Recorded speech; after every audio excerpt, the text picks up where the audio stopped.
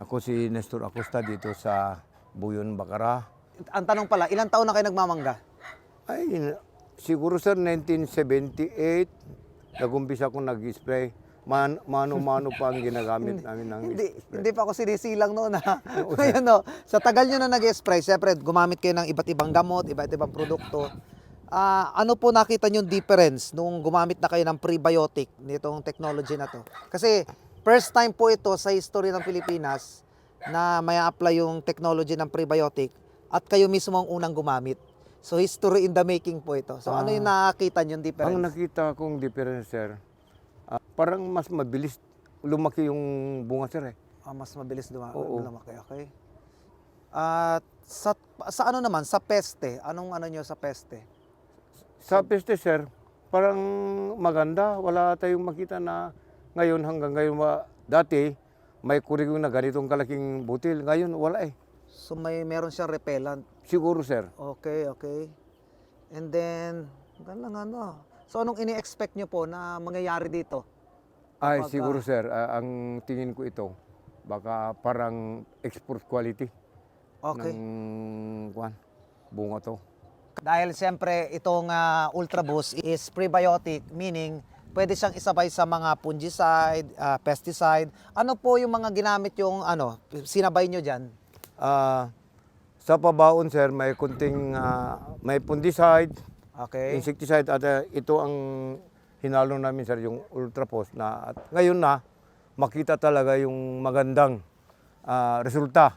Okay. So, sa tingin niyo po, yung fungicide nyo at saka yung mga insecticide nyo, nag 100% po kayo o nagbawas kayo o yung usual pa rin yung ginagamit?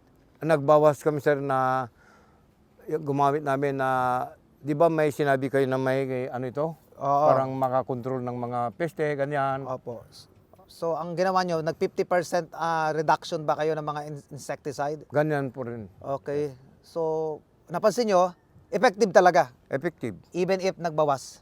Oo sir. Pagkita ko yung na-spray ng mga Ultra Post, sa kabila sir, yung mga ampalaya at saka, Sige, tara, punta natin. oo sir.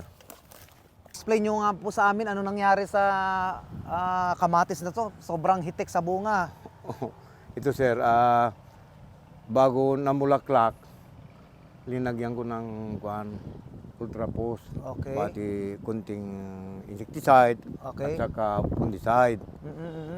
Ito, nakita yun sir ang diferensya dito at sa kabila, di ba? Maganda doon, pero mas maganda dito. Correct. Mas malaki, maraming bunga sir. Yung ang nakita kong diferensya. Talaga maganda itong binigay yun na Ultra Post. Okay. Sabay lang po tinanim. Oo. Sabay lang. Magpasalamat ako sir sa tulong nyo.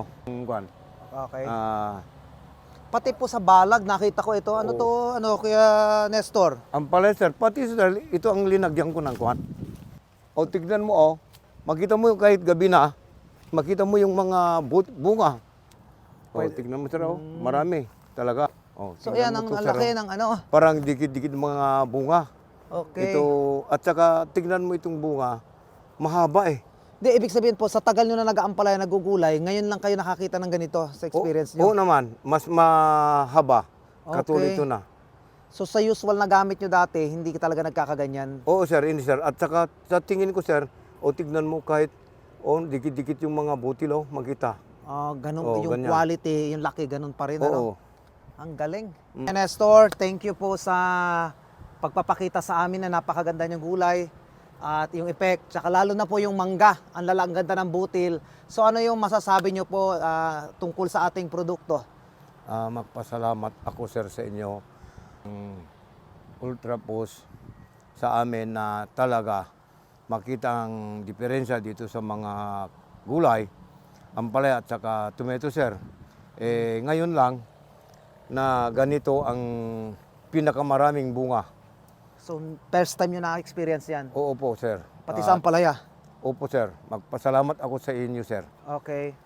Sa tulong nyo na natikman ko yung magandang Ultra Boost nyo, sir. Sa tagal nyo nagpa-farming, sino po ba ang inyong kapartner lagi, yung kasangga nyo dito? Ay, si Minggo King po, sir. Si Pari Carding, siya ang presidente namin sa Ilocos Norte, ng Manga Region, at saka Luzon White and Inter the Philippines, sir. Okay. At ako ang vice-presidente ng nagmamangga dito sa Ilocos Norte. Okay. So, as president of as Mango King as president si Ricardo, si Kuya Rick, and kayo naman vice president, may re-recommend niyo po ba ang product sa ibang mga kasama niyo rin na ganito industriya ng mangga at mga gulay? Oo, sir. Opo, sir. Ganyan na talaga. Yun ang sinasabi ko taga DA na kung pwede lang, makapag-pilde tayo dito no may pakita yung klase ng gulay na na-sprayan ng Ultra po, sir. Kuya Nestor, ngayon po ba sa farmer, sa tagal nyo na po, sabi nyo 1970s pa kayo, mula ba ngayon na gamit nyo itong Ultra Boost, itutuloy-tuloy nyo nang gamitin ito sa mangga at sa mga pananim nyo? Opo, sir. Talaga ngayon, na-observer ko talaga maganda. Baka pati siguro, sir, gagamitin ko sa seed production ko ng pala ito, sir. Sa Okay. tingin ko, talaga maganda, sir. Okay. At magpasalamat ako sa sir. So Kuya Nestor, thank you so much sa Thank inyong you, sir. oras. Dako, kahit ginabinaw tayo, Oo, talagang effective pa rin at nakita namin yung ganda na nangyari sa inyong mga halaman. Oo, sir. Talaga, So, Kuya Nestor, sure na sure, sa anihan, paglaki at pagpipitas na ng mga mangga, see you! Makikita nyo si Kuya Nestor. Salamat po, sir. Okay. Salamat.